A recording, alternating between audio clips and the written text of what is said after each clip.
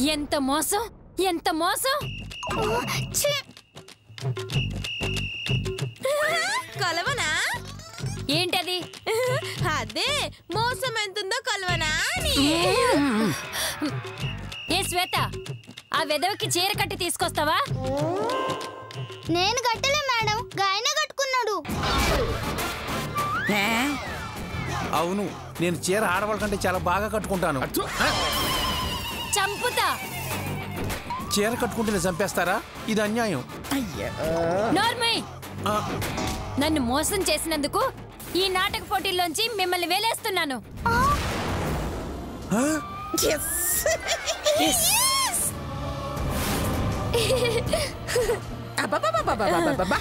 పెద్దరాయుడు సినిమాలో కూడా ఇవని పెద్ద తీర్పిచ్చావు. భలే భలే భలే తీర్పిచ్చావు. వెంటనే ఇక్కడి నుంచి వెళ్ళిపోండి. ఈ ఒక్క తప్పుని సమస్య లేదు, వెంటనే వెళ్ళిపోండి. ఆ మాట చెప్పాల్సింది నువ్వు కాదు, ఆమె. నేను అదే చెప్తున్నాను. మర్యాదగా మీరు బయటకెళ్ళండి. ఒరేయ్ కోటిగా, నేను చెప్పు. జాగ్రత్త.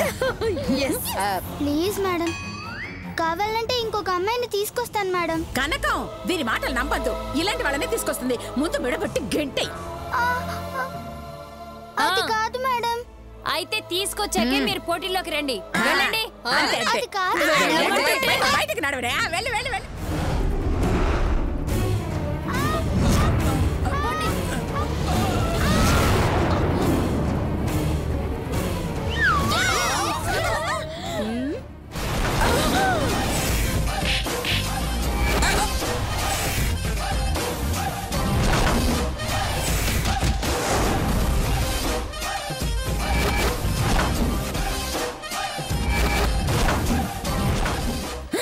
అయ్యమ్మా, ఇదెందుకొచ్చింది?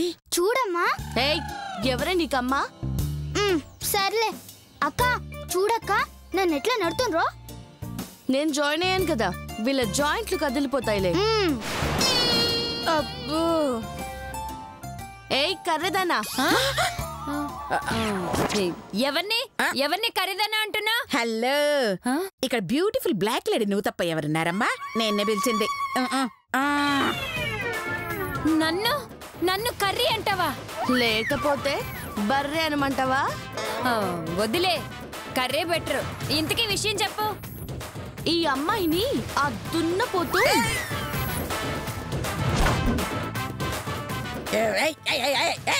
ఎవరే ఇక్కడ దున్నపోతావు? మీ అంత దర్జాగా ఉన్న దున్నపోతూ ఇక్కడ మీరు తప్ప ఇంకెవరున్నారు? మీరే తల్లి. ఏయ్, చిన్న పిల్ల అన్న జాలి కూడా లేకుండా ఇలా బయటికి నెడుతుంటే ఆపాల్సింది పోయి ఆడదయ్యంలా చూస్తావా? నువ్వు అసలు మనిషివేనా?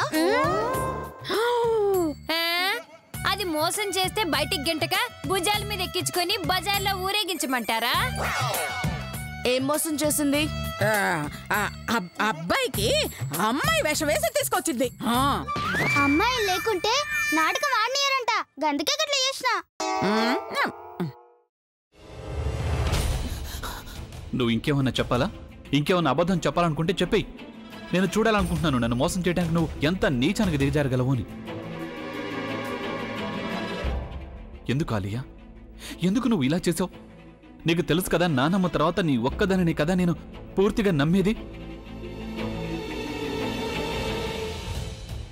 ఏమన్నావు నువ్వు? ఈ మధ్య అన్నిటినీ మర్చిపోతున్నావా?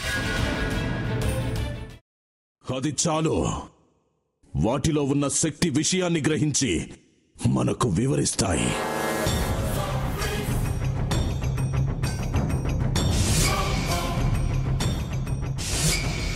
ఎవరు ఆ దండ విప్పొద్దు, గది తలుపులు తెరవద్దు.